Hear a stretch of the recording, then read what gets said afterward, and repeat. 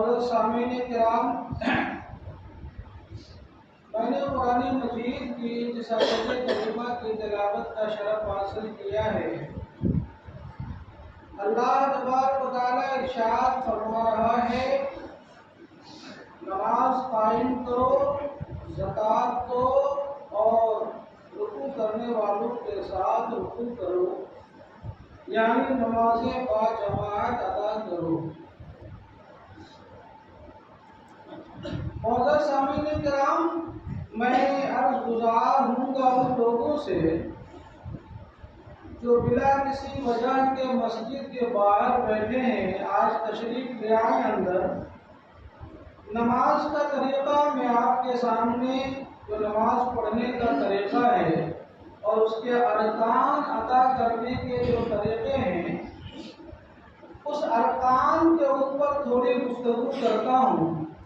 آپ کو لگے گا کہ ہم تو نماز پڑھتے ہی ہیں، ہمیں رکوع سجدہ سب کرنا آتا ہے، لیکن نہیں، حضور نبی اکرم صلی اللہ علیہ وسلم کا جو طریقہ تھا نماز پڑھنے کا، اسے کہتے ہیں مسنون نماز۔ سنت کے مطابق نماز پڑھنے کا صحیح طریقہ کیا ہے، اسے آج میں آپ کے سامنے عرض گزار ہوتا ہوں، بغور سماعت کیجیے گا۔ بخاری شریف اور مسلم شریف کی حدیث پاک ہے، حضرت ابو ہریرہ رضی اللہ تعالی عنہ اس حدیث کے راوی ہیں۔ آپ ارشاد فرماتے ہیں کہ حضور رحمت عالم صلی اللہ تعالی علیہ وسلم مسجد کے ایک کونے میں در تھے، تشریف فرما تھے، بیٹھے ہوئے تھے۔ مسجد نبوی کے ایک کنارے آپ بیٹھے ہوئے تھے، جبھی ایک شخص آیا، ایک صحابی آئے اور انہوں نے نماز ادا کری اور نماز پڑھنے کے بعد حضور کو سلام کیا۔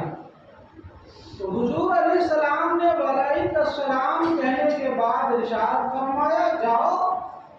نماز دوبارہ پڑھو، تمہاری نماز نہیں ہوئی۔ وہ پھر گئے اور اپنے مطابق سے انہوں نے نماز پڑھی اور پھر آ کر حضور کو سلام کیا۔ حضور نے سلام کا جواب دینے کے بعد ارشاد فرمایا، جاؤ دوبارہ نماز پڑھو، تمہاری نماز نہ ہوئی۔ اسی طریقے سے وہ شخص 3 مرتبہ گئے اور اپنی نماز ادا کی اور حضور کو سلام کرتے رہے، اور 3 مرتبہ تک حضور انہیں لوٹاتے رہے اور فرماتے رہے کہ تمہاری نماز نہ ہوئی، دوبارہ پڑھو۔ جب 4تھی مرتبہ سلام کرنے کے بعد حضور نے فرمایا، جاؤ نماز نہ ہوئی، تو انہوں نے عرض کیا، یا رسول اللہ، مجھے جیسی آتی ہے ویسی تو میں نے پڑھا، اب اس میں جو کمی بیشی ہے اس کی درستگی کے لیے، اس کو صحیح فرمانے کے لیے اے اللہ کے نبی، آپ ہمیں نماز پڑھنے کا طریقہ ارشاد فرما دیجیے۔ تو حضور نبی اکرم صلی اللہ علیہ وسلم نے انہیں نماز پڑھنے کا طریقہ ارشاد فرمایا۔ تو حضور نے فرمایا، جاؤ تکبیر کہو اور اس کے بعد قیام، رکوع، سجدہ، قومہ، جلسہ،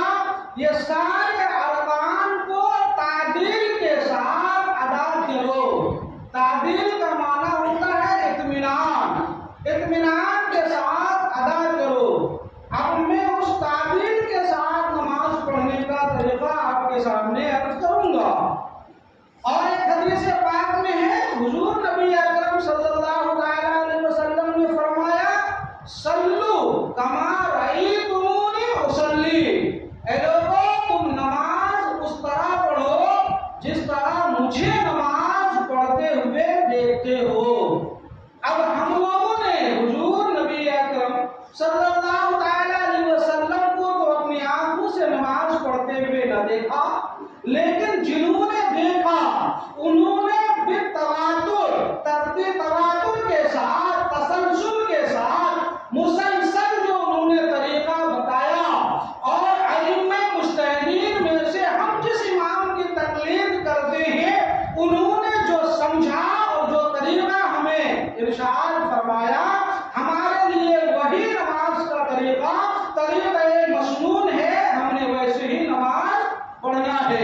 हुजूर जिस तरह नमाज पढ़ते थे, जिस तरह क़याम, रुकू, सजदा, क़ौमा, जलसा, सलाम, अतहियात और जो है दुरूद और फातिहा और क़िरात वगैरह, ये सब वैसा हमने करना है। जितने लोग नमाज पढ़ते हैं वो अपने आप में पहले अपने नमाज के सारे अरकान को अदा करके अपने आप में इत्मीनान हासिल करें। अगर इत्मीनान नहीं होता है तो किसी हाफिज कुरान को, इमाम साहब को, किसी आलिम को या किसी बेहतरीन तरीके से नमाज पढ़ने वाले अपने अहबाब में से किसी दोस्त को दिखा लें कि मैं नमाज पढ़ता हूँ तो मेरा क़याम सही होता है, रुकू ठीक होता है, सजदा ठीक होता है, सजदों के दरमियान का जलसा ठीक होता है, रुकू के बाद का क़ौमा ठीक होता है या नहीं होता है, ये दिखाकर प्रैक्टिस कर लें, तजुर्बा कर लें, इस पर अमल कर लें, फिर नमाज अदा करें। क्योंकि जब आप इस पर कामिल तरीके से जो है तरतीबवार इसको अदा करने पर आप तजुर्बा कर लेंगे तो बहुत सी चीजें बगैर तवज्जो के भी आपकी नमाज दुरुस्त अदा होगी। लेकिन अगर नशिस्त और बरकत, रुकू, सजदे और उठना बैठना आपका ठीक न रहा, हमारा ठीक न रहा, तो आम तौर से ये होता है कि बगैर तवज्जो के नमाज अगर होती है और हम उस पर गौर करते हैं तो पता लगता है कि कहीं रुकू नहीं हुआ, कहीं सजदे का फर्ज रह गया और सजदा ही नहीं हुआ, और जब सजदा ही नहीं हुआ तो सिरे से नमाज ही ना हुई। अब आइए, वक्त कम है तो मैं आपके सामने वो तरीका अर्ज करूं। नमाज पढ़ने का मसनून तरीका ये है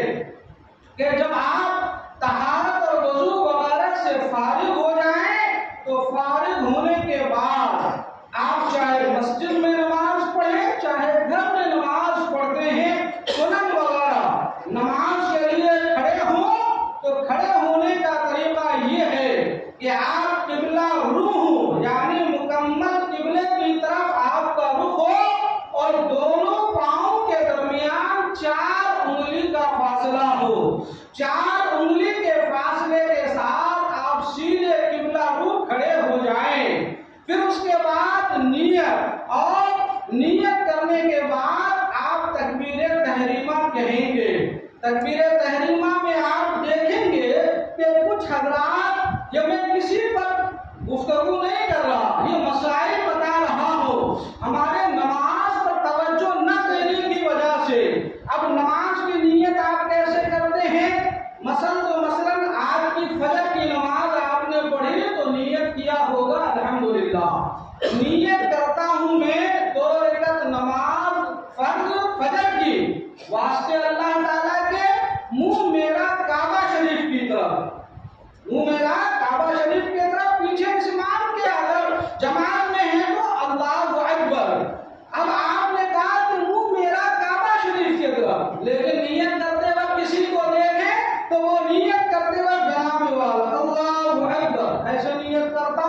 मुंह से कह रहे हैं कि मुंह मेरा काबा शरीफ की तरफ और मुंह आपका प्रैक्टिकल है पाँव की तरफ और जमीन की तरफ, ये मसनून तरीका तो न हुआ। और कुछ लोगों को देखा जाता है कि जब वह तकबीर तहरीमा कहते हैं तो अल्लाहु अकबर कुछ थोड़ा ज्यादा या कम, लेकिन उनका चेहरा और आंखें आसमान की तरफ होती है, तो ये तो मुंह काबा की तरफ न हुआ। लिहाजा तकबीर तहरीमा कहने का मसनून तरीका यह है कि पहले आप हाथों को अपनी हालत पर छोड़ दें, उंगलियां ना तो बहुत खुली हो और ना ही बहुत मिली हो, अपनी हालत पर हाथ को छोड़कर हथेली किबले की तरफ हो, उंगलियां अपनी हालत पर हो, आपके दोनों हाथ के अंगूठे आपके कान के लो पर टच हो रहा हो, इसे कान का लो कहा जाता है, इसे टच हो रहा हो। और अब कहिए आप, नियत करता हूं मैं 2 रकात नमाज फजर फर्ज की वास्ते अल्लाह ताला के, मुंह मेरा काबा शरीफ की तरफ, मुकम्मल सीधा खड़े होकर अल्लाहु अकबर कहते हुए आप हाथ बांध लें। अब हाथ बांधने का मसनून तरीका हदीस पाक में क्या है? हदीस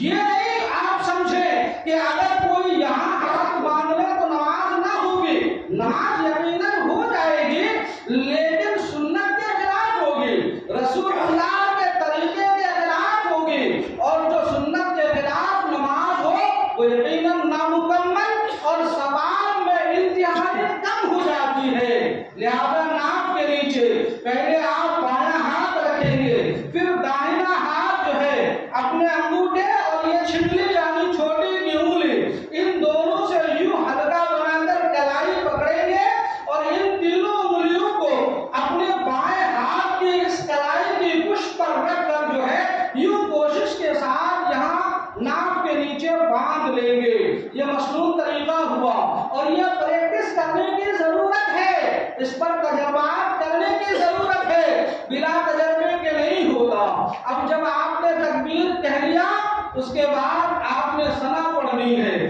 ثنا کے بعد اگر آپ اکیلے نماز پڑھتے ہیں یا امام صاحب، لیکن مقتدی اگر جماعت سے نماز پڑھتا ہے تو وہ ثنا کے بعد نہ تو اعوذ باللہ پڑھے گا اور نہ ہی بسم اللہ پڑھیں گے اور نہ ہی قرأت کریں گے۔ عمومی طور پر یہ بھی دیکھا جاتا ہے کہ ہم امام کے پیچھے جماعت سے نماز پڑھتے ہیں، امام بھی قرأت کر رہے ہوتے ہیں اور پیچھے کھڑے ہو کر نماز پڑھنے والا عادتاً یا بلا عادتاً، جان بوجھ کر یا بغیر جانے بوجھے وہ بھی پڑھ رہے ہوتے ہیں۔ یہ ناجائز ہے اور مکروہ تحریمی ہے، لہذا آپ نے اپنے ہونٹوں کو جنبش نہیں دینا ہے۔ امام اگر جہری نماز پڑھاتے ہیں تو چپ بھی رہنا ہے اور قرأت سننا بھی ہے، اگر امام سری نماز پڑھاتے ہیں تو چونکہ سننے کا موقع نہیں ہے لیکن پھر بھی خاموش رہنا ہے، پڑھنا نہیں ہے۔ اب آپ سورہ فاتحہ کی تلاوت ہو گئی، اس کے بعد جو ہے پھر جو ہے ضم سورہ یعنی کوئی سورت ملائیں گے یا کم سے کم چھوٹی 3 آیتیں ملائیں گے یا ایک بڑی آیت ملائیں گے۔ اب ہر وقت میں جو قرأت کرنے کی مقدار ہے وہ ایک الگ موضوع ہے، میں بیان کروں گا۔ فجر میں کتنی آیتیں پڑھنی ہے، ظہر میں کتنی پڑھنی ہے، عصر میں کتنی پڑھنی ہے، عشاء اور مغرب میں کتنی پڑھنی ہے، اس کی بھی وضاحت ہے انشاءاللہ اگلے بیان میں۔ لیکن یہ آپ نے قرأت کی یا امام صاحب نے قرأت کی، اب قرأت کی تو جہاں سے قیام سے رکوع کے لیے جھک رہے ہیں وہیں سے تکبیر انتقالیہ کو کہنا شروع کریں۔ ایسا نہیں کہ رکوع میں پہنچ گئے تب اللہ اکبر کہتے ہیں یا آدھے راستے پر پہنچ گئے تب اللہ اکبر کہتے ہیں، نہیں، آپ جب رکوع میں جا رہے ہیں تو یہیں سے اللہ اکبر، قیام سے ہی اللہ شروع ہو اور رکوع میں جا کر تکبیر ختم ہو۔ جب رکوع سے کھڑے ہو تو وہیں سے تسمیہ کا جو ہے سمیہ کا سین شروع ہو جانا چاہیے۔ یہ نہیں کہ کھڑے ہو کر جو ہے چاہے وہ مقتدی ہو چاہے وہ امام ہو، مسنون طریقہ یہی ہے اور حضور علیہ السلام کے نماز پڑھنے کا طریقہ یہی ہے۔ اس طریقے سے اب آپ رکوع میں گئے، رکوع کرنے کا طریقہ کیا ہوگا؟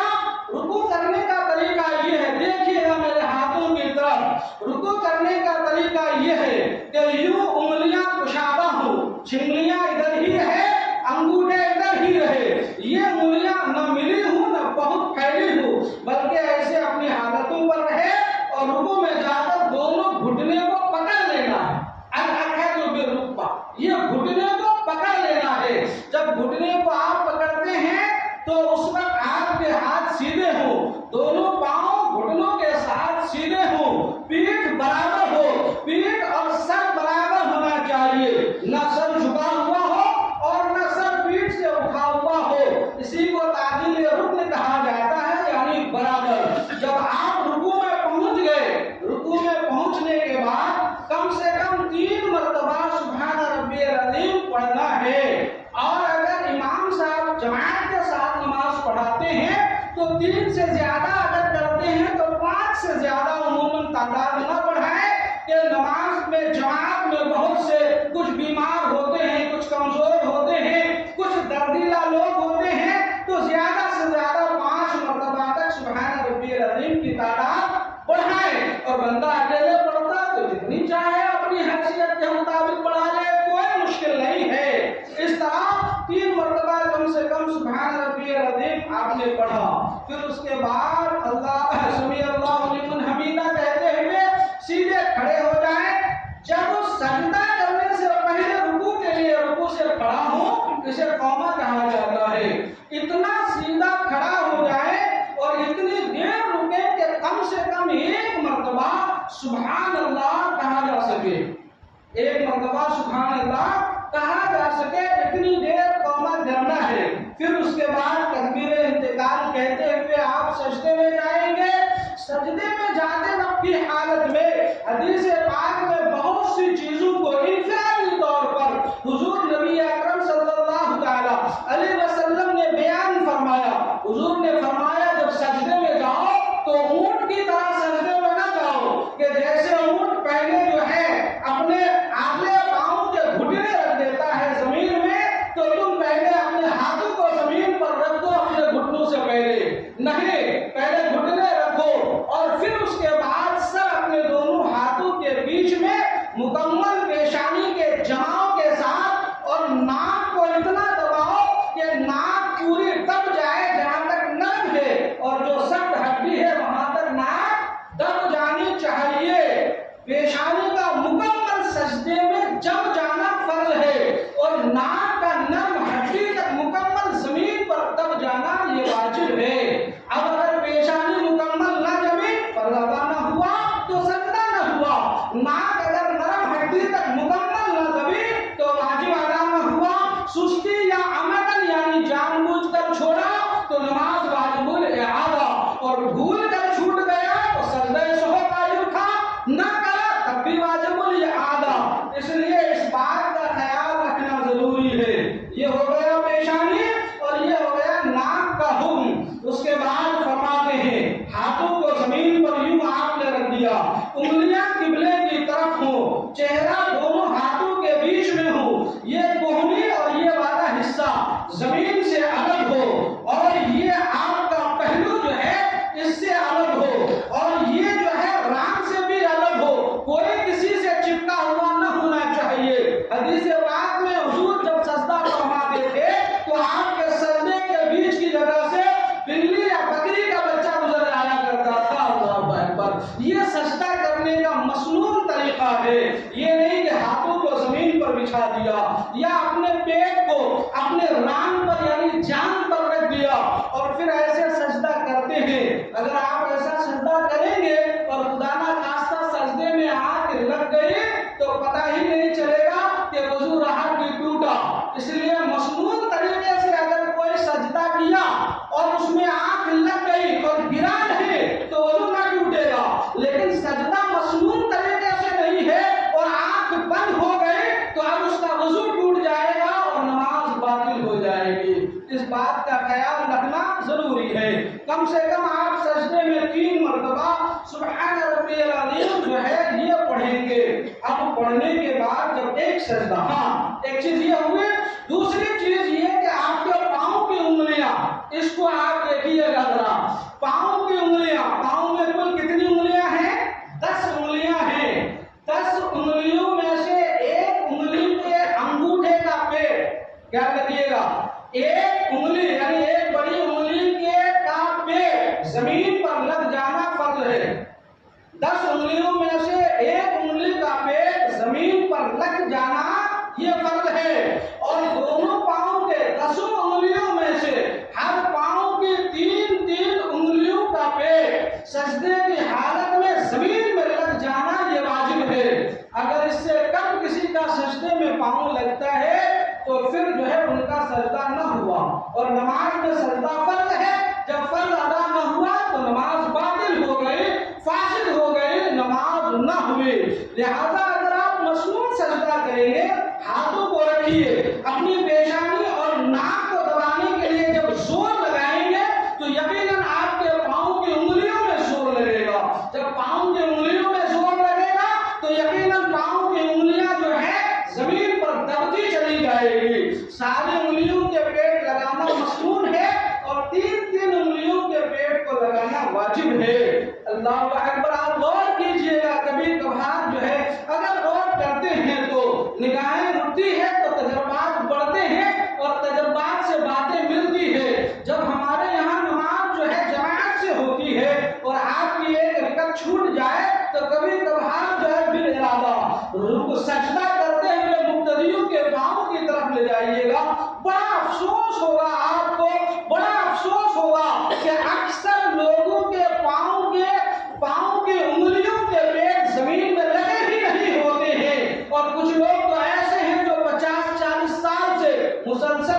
نماز پڑھتے ہیں لیکن سجدے میں ان کے پاؤں کی انگلیاں زمین پر لگے ہونے کے بجائے ہوا میں بطخ کی طرح ہوا میں جو ہے وہ ٹانگیں مارتے ہوئے دکھائی دیتے ہیں، یہ نماز نہ ہوئی، نماز باطل ہو گئی۔ اب کوئی اگر کہے کہ ہمیں معلوم نہیں یا ہم سے ہو جاتا ہے، یہ کوئی عذر نہیں ہے، اس لیے کہ ہر بالغ مسلمان مرد اور ہر بالغہ مسلمہ عورت کے اوپر بالغ ہوتے ہی مسائل نماز کا جاننا فرض عین ہو جاتا ہے، اس پہ کوتاہی کرنا بھی گناہ ہے دوستو۔ اس طریقے سے آپ نے سجدہ کر لیا، اب جو ہے یہاں دو سجدے کے درمیان جسے جلسہ کہا جاتا ہے، یہاں ایک سوال بہت آتا ہے، لوگ ادھر ادھر سے جو ہے سن کے یا پڑھ کے آتے ہیں دعا کے تعلق سے، اسے بھی واضح کر دو، اگر ہم فرض نماز پڑھتے ہیں تو دو سجدوں کے درمیان جو جلسہ ہوتا ہے اس پہ آپ اللہم اغفر لی، اور علماء نے یہاں تک کہا کہ اللہم اغفر لی وارحمنی، اتنا پڑھنے کی اجازت ہے، اور بلکہ نماز میں کم سے کم اتنا پڑھ لیں تو آپ کا جلسہ درست ہو جائے کہ اتنا پڑھنے کے لیے رکنا ہوگا، اور جب آپ رکیں گے تو کم سے کم ایک مرتبہ سبحان اللہ کہنے کے مقدار رکا جائے گا۔ لہذا فرض نماز کے دو سجدوں کے بیچ میں جلسے میں جو دعا پڑھی جاتی ہے وہ اللہم اغفر لی، اے اللہ میری مغفرت فرما دے، اور سجدے کی حالت میں بندہ رب سے سب سے زیادہ قریب ہوتا ہے، لہذا یہ دعا کر لینا چاہیے۔ اور اگر نفل نماز ہے اور سنت نماز ہے تو دعاؤں کو بڑھا بھی سکتا ہے، اللہم اغفر لی وارحمنی وعافینی، اور وغیرہ جو بھی آپ کو چاہیے، وارزقنی، تھوڑی طویل بھی ہو جائے تو کوئی مسئلہ نہیں رہ جاتا۔ لہذا یہ نماز کو سجدے تک پڑھنے کا مسنون طریقہ میں نے آپ کو عرض کیا، یہ کرنے کی کوشش کریں۔ اگر آپ یہ کرتے ہیں یا کر کے کسی کو دکھا دیتے ہیں اور نماز پڑھنے کے وقت اس بات کا خیال رکھیں کہ دل اور دماغ حاضر رہے، جو رکن آپ ادا کرتے ہیں اس رکن کی طرف آپ کی توجہ رہنی چاہیے، جب توجہ رہے گی تو وہ رکن آپ کا ناقص نہیں ہوگا، اور توجہ نہ رہے گی تو پھر ناقص ہو جائے گا۔ اللہ تبارک و تعالی ہمیں آپ کو سبوں کو کہنے سننے سے زیادہ اس پر عمل کرنے کی توفیق عطا فرمائے۔